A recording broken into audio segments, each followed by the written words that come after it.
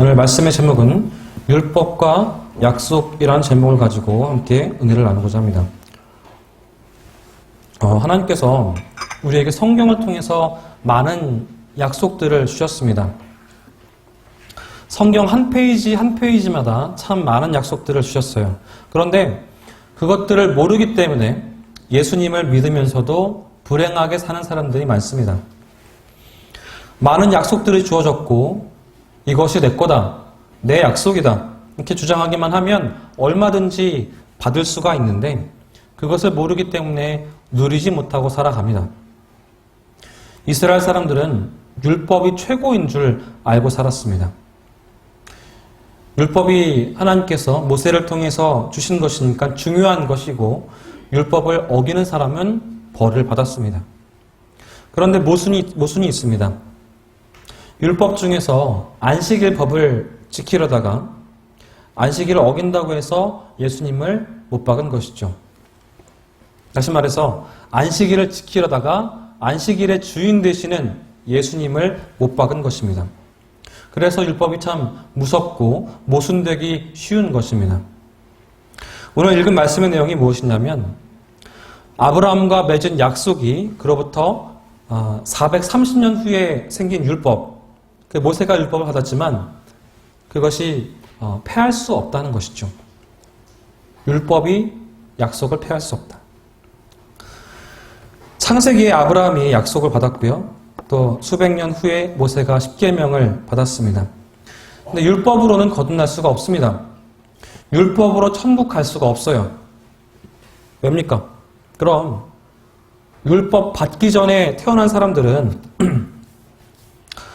어떻게 하냐 이 말이에요. 율법으로 천국에 간다면 율법을 받기 전에 모세보다 먼저 산 사람은 율법이 없으니까 천국에 못 가겠네요.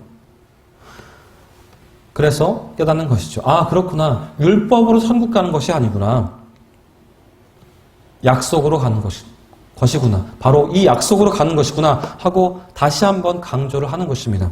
오늘 읽은 말씀은 그 하나님의 약속이 율법보다 강하다는 것을 설명해 주고 있습니다. 15절 말씀 보시면 형제들아 사람의 예대로 말하노니 사람의 언약이라도 정한 후에는 아무나 폐하거나 더하거나 하지 못하느니라 라고 되어 있습니다. 사람이 하는 약속 가운데에 가장 강한 힘을 가진 약속이 있습니다. 바로 유언입니다. 유언. 옛날 동화에 청개구리 이야기 있죠. 어머니 말을 항상 어기고 또 어떤 데에서는 아버지라고 하기도 합니다. 아버지 말, 어머니 말, 부모님 말을 항상 거꾸로 해서 돌아가실 때 내가 죽으면 물가에 묻어라 그러는 거예요. 일부러 그러신 거죠. 반대로 하니까요.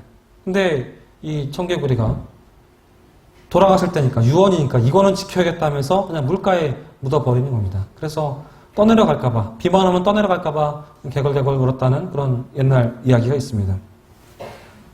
동화지만 참 중요한 이야기입니다. 유서는 다른 사람이 못 고치게 되어 있습니다.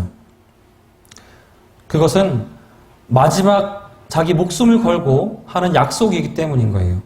그래서 못 고칩니다.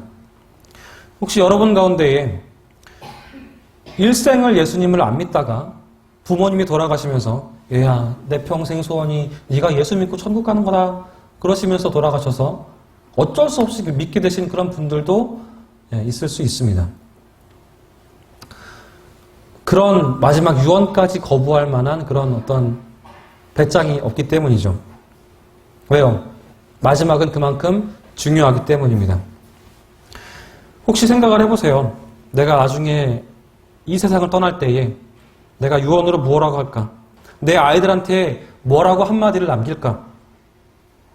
이 녀석이 내 말을 그렇게 안 들었어도 유언은 지켜주지 않을까라는 생각이 드시니까 미리 한번 생각을 해보세요. 얼마나 중요한 이야기를 남겨야 할지. 사람의 약속도 마음대로 어기는 것은 아닙니다. 우리나라에서는 운전할 때 어떤 쪽으로 갑니까? 왼쪽이에요? 오른쪽이에요? 네, 오른쪽으로 다니죠? 그런데 일본이나 호주나 영국에 가면 왼쪽으로 갑니다. 핸들도 차 오른쪽에 달려 있어요. 그래서 우리나라 사람들이 호주나 일본, 영국 이런 데 가서 운전을 처음 하게 되면 어때요? 헷갈리는 거예요. 자꾸만 오른쪽으로 가게 되고 정면 충돌하는 거잖아요. 그렇게 가다 보면 오른쪽으로 가고 또 그렇게 하다 보니까 딱지도 많이 끊었다라는 그런 이민자들이 딱지를 참 많이 끊었다고 합니다. 이런 것들은 그 나라 사람들끼리의 약속인 거예요. 지켜야 되는 거죠. 어기면 어떻게 됩니까? 큰일 납니다. 사고 나지요. 또 사고 안 나도 법의 심판을 받게 되어 있습니다. 오늘 말씀 15절에도 그랬습니다. 사람의 언약도, 사람의 약속도 정한 후에는 마음대로 패하지 않는데 하물며 하나님과의 약속을 마음대로 변경할 수 있겠는가라는 거예요. 그 약속은 변질되지도 않고 폐기 처분되지도 않습니다. 그 대표적인 것이 무엇이냐면 하나님의 구원 약속입니다. 어떻게 해야 구원을 받는가? 이것은 창세로부터, 그러니까 에덴 동산 이후로부터 인간에게 구원받는 길은 한 가지만 약속해 놓으셨어요. 그것은 변함이 없습니다. 만약에 구원받는 길이 다르다면, 잘 들으세요. 구원받는 길이 다르다면 지금 사는 사람들은 예수님을 믿어야 되고 옛날에 살고 있었던 사람들은 예수님 믿지 않고 그냥 착하게 살면 되고요. 인도에 태어난 사람은 힌두교 믿으면 구원받고요. 이란, 이라크 이런 사람들은 이슬람교 믿으면 구원받아요. 한국에 태어난 사람들은 그냥 고사 지내고 부모님 잘 섬기면 구원받습니다. 만약에 그렇다면, 만약에 이게 사실이라면 예수님이 십자가 죽으실 이유가 없습니다. 안 죽으셔도 돼요. 세월이 지나가면서 상황 따라서 문화 따라서 구원받는 길이 다 다르다면 글쎄요. 아무도 구원받을 수 있을지 없을지 잘 모르겠습니다. 앞으로는 어떤 방법으로 구원받을 수 있을까? 그렇게 고민을 하겠죠. 아닙니다. 하나님의 약속은 변함이 없습니다. 하나님은 변덕이 없으세요. 우리 인간들은 변덕이 참 심하지요. 이랬다가 저랬다가 아침에 말하고 저녁에 바뀌고 나도 모르게 그렇게 할 때가 있습니다. 그런데 성경은 옛날부터 지금까지 내가 곧 길이요 진리요 생명이니 나로 말미암지 않고는 아버지께로 올 자가 없느니라. 이 약속의 말씀이 변하지 않는 거예요. 옛날이나 지금이나 앞으로 또 영원까지 마지막까지 이거 하나밖에 없습니다. 그래서 다른 사람들이 그래요. 너네들 기독교는 참 독선적이다. 이 기독교인들은 자기네만 길이 있다고 한다. 그래요. 그런데요, 이건 성경적인 겁니다. 독선적인 게 아니라 하나님께서 그렇게 말씀하셨기 때문에, 약속하셨기 때문에 그런 거예요. 사람에게 구원받을 만한 다른 이름을 주시지 않았다라고 말씀을 하셨습니다. 하나님이 약속하신 것은 변함이 없다라는 것을 말씀드리고자 합니다. 16절 말씀 보시겠습니다. 이 약속들은 아브라함과 그 자손에게 말씀하신 것인데 여럿을 가리켜 그 자손들이라 하지 아니하시고 오직 하나를 가리켜 내 자손이라 하셨으니 곧 그리스도라. 아브라함하고 약속하실 때에 한 사람을 가리켰다 그래요. 네 자손, 곧 그리스도라. 구약시대에 하나님께서 아브라함과 약속하신 것들이 참 많은데요. 그 중에 하나가 너에게 자식을 주겠다. 많은 자손을 주겠다. 나이 많은 네 아내한테, 할머니인 네 아내한테 아들이 생길 것이다 그랬어요. 여기서 보면은 자손들이라고, 그러니까 여러 명이라고 하지 않고 자손이라고 단수로 말했어요. 한 명이라고 말을 했어요. 누구를 말하는 겁니까? 그것은 그리스도, 예수님을 말하는 거예요. 그래서 예수님은 한 분밖에 없는 겁니다. 구원받는 길은 하나밖에 없어요. 근데 재밌는 게 있습니다.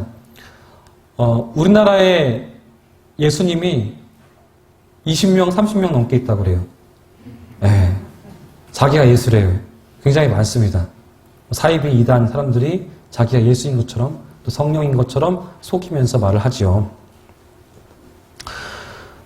구약 성경은 예수님의 그림자입니다. 그리고 신약 성경은 예수님의 실물입니다. 그러면 구약시대에 살던 사람이 예수님을 믿기 쉬울까요? 아니면 신약시대를 사는 사람들이 예수님을 믿기 쉬운가요? 그림자만 보고 믿을래요? 아니면 실체를 보고 믿기가 편하시겠습니까? 당연히 실체를 보고 믿는 신약이 더 쉽게 믿겠죠. 우리가 훨씬 쉽습니다. 그러면 예수님을 직접 눈으로 보면 다 믿을까요? 아니죠. 예수님 살던 시대의 사람들도 예수님을 보고도 안 믿었습니다. 왜 안 믿었을까요? 목수라서? 가난한 나사렛 출신이라서? 그래서 헷갈리는 겁니다. 봐도 못 믿는 거예요. 겉을 보기 때문에. 주일학교 선생님이 유치부 아이들한테 물어봤어요. 얘야, 성경에 뭐가 들어있는지 알아? 이렇게 물어봤어요. 했더니 당연하죠. 물론이죠. 알죠. 그러는 거예요. 우리 언니 성경에는요. 남자친구 사진이 들어있고요. 신용카드도 같이 들어있어요. 그러는 거예요. 여러분의 성경에 뭐가 들어있습니까? 여러분 성경에는 하나님의 약속의 말씀이 들어있습니다. 성경에는 예수님에 대한 약속의 말씀이 참 많이 있습니다. 건축자의 버린 돌이 모퉁이의 머릿돌이 된다. 이게 뭐 건축가가 쓴 말이 아니죠. 교회라는 곳에 머릿돌이 된다. 누가? 예수님이. 처녀가 잉태해서 아들을 낳을 텐데 지금 이런 일이 벌어지면 다 손가락질 하면서 욕하시잖아요. 근데 누구를 가리켜서 말하는 거예요? 예수님을 말하는 거예요. 한 아이가 태어나는데 그 어깨의 권세를 짊어졌다. 누구에게요? 예수님. 믿음으로 보기 시작하면 성경이 살아서 움직입니다. 그가 고난받고 채찍에 맞을 텐데 그가 죄인된 우리를 위해서 십자가에서 죽으실 사람이라. 그라고 했는데 우린 다 알지요. 누굽니까? 네, 예수님이에요. 다 알아요. 다윗의 혈통에서 의로운 가지가 난다. 의로운 가지. 나뭇가지가 난다고? 이게 무슨 소리야? 하지만 우린 다 압니다. 누구예요? 예수님. 성경을 자세히 보면 예수님을 말하는 것입니다. 예루살렘에 나귀 새끼를 타고 들어간다라고 되어 있는데 그 당시에 나귀 새끼를 타는 사람이 얼마나 많겠어요. 다 흔하잖아요. 근데도 백성들이 호산나 부르다가 그 호산나 부르던 백성들이 죽일 사람이 예수님이라는 것을 다 알고 있습니다. 예수님을 보여주는 약속이 참 많이 있는 거예요. 그 중에서 아브라함과 약속한 게 창세기 12장 3절인데요.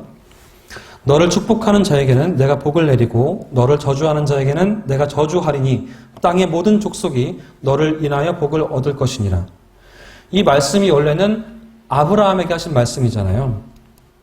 그런데 동시에 예수님, 메시아를 말하는 것과 동시에 우리에게도 주시는 약속의 말씀인 것입니다.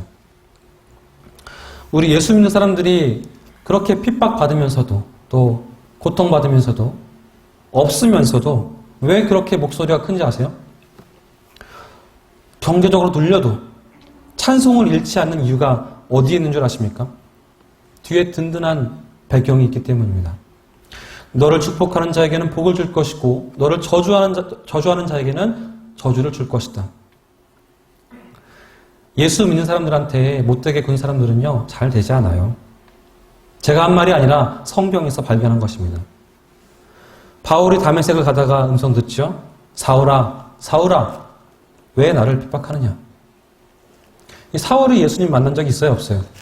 없습니다. 그런데 예수님께서, 부활하신 예수님께서 그러시는 거예요. 너 왜 나를 핍박하느냐? 저는 핍박한 적이 없는데요. 누구십니까? 나는 네가 핍박하는 예수다. 실제로 사울은 예수님 만난 적이 없습니다. 그렇지만 예수 믿는 사람을 핍박하는 것이 예수님을 핍박하는 것입니다. 하나님을 향해서 공격하는 거죠.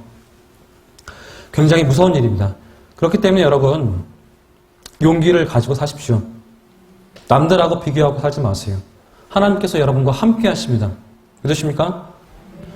성경을 보십시오. 성경에는 약속들이, 하나님께서 우리와 하시는 약속들이 너무나 많습니다. 구약은 앞으로 오실 예수님에 대한 그런 약속들로 가득 차 있고요. 신약은 성취된 것이 있습니다. 3장 17절 보시면 내가 이것을 말하노니 하나님의 미리 정하신 언약을, 그러니까 아브라함과 하신 그 약속, 언약을 430년 후에 생긴 율법, 모세가 받은 율법, 이것이 없이 하지 못하며 그 약속을 헛되게 하지 못하리라. 이해되시죠? 이런 뜻입니다. 아브라함이 하나님께 약속받은 게 많았어요. 그리고 세월이 많이 지났습니다. 그리고 출애굽을 하면서 모세가 시내산에서 십계명과 많은 율법들을 받았어요. 그런데 하나님께서 약속하신 약속을 후에 받은 율법이 그것을 폐할 수 없다라는 거예요. 그 간격이 약 430년이다 라고 말씀하시는 겁니다. 하나님이 한 번 약속하셨으면 율법이 나타나도, 율법이 왔어도 그 약속은 없어지지 않는다라는 거예요. 그런데 율법만 붙잡고 있는 사람들이 있었습니다. 약속을 모르기 때문에. 유대인들이 대표적이죠.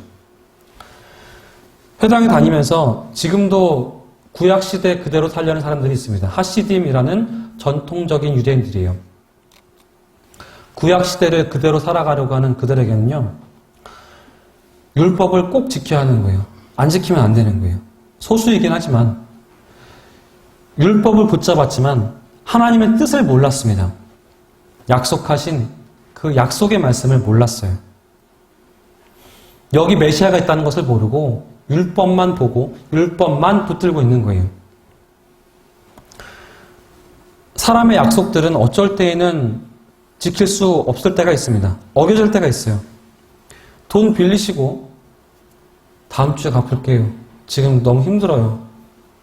아유, 죄송합니다. 또 밀렸네요. 다음 주에 갚을게요. 다음 달에 갚을게요. 꼭 갚을게요. 합니다. 차용증을 씁니다. 영화 같은 데 보면 신체 포기약속 쓰잖아요. 씁니다. 그런데 어떻게 해요? 못 지킵니다. 마음은 그게 아닌데, 돈 드리고 싶은데, 미루다가 다음 달에 드릴게요. 내년에 드릴게요. 하다가 너무 급하니까 도망가시는 그런 사람들도 있습니다. 그러다 보니까 이런 말도 있습니다. 사람이 속이는 게 아니라 돈 때문에, 돈이 속인다. 그런 말이 있어요. 할 수 없이 약속을 어길 수도 있습니다. 그럼에도 불구하고 하나님은 약속을 어기지 않으십니다. 하나님의 약속만은 변함이 없는 줄로 믿습니다.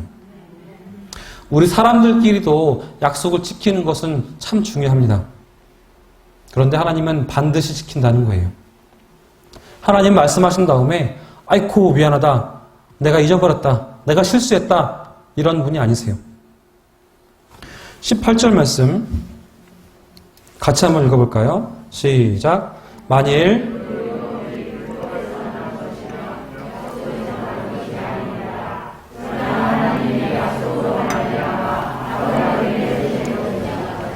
네, 아멘. 여기서 보면 뭐라고 그래요? 은혜로 주신 것이다 라고 되어 있습니다. 율법과 행위로 준 것이 아니라 믿음으로 은혜로 줬다고 되어 있어요. 여러분, 이번 주간에 요거 한 가지 한번 해보세요. 여러분 주위에 예수님을 전혀 안 믿으시는 분들 있으시죠? 그러면 한번 질문 한번 해보세요. 아무개 씨, 만약에 천국이 있다면 어떤 사람이 천국에 갈 거라고 생각하세요? 한번 물어보세요. 그러면 거의가 이렇게 답을 할 겁니다. 누구보다 착하게 살고 남에게 해를 안 끼치는 사람이겠지요? 그럴 거예요. 아니면 정직하게 거짓말하지 않고 어려운 사람을 잘 돕는 착한 사람, 선한 사람이면 천국 가겠지요? 그럴 거예요. 아니면 조금 아시는 분들은 십계명을 잘 지키고 열심히 교회를 다니는 사람이겠지요? 그렇게 답을 하실 거예요. 그런데 이 세 가지 답의 공통점이 있습니다. 뭐냐면 다 인간의 노력이에요. 사람이 노력을 하는 거예요.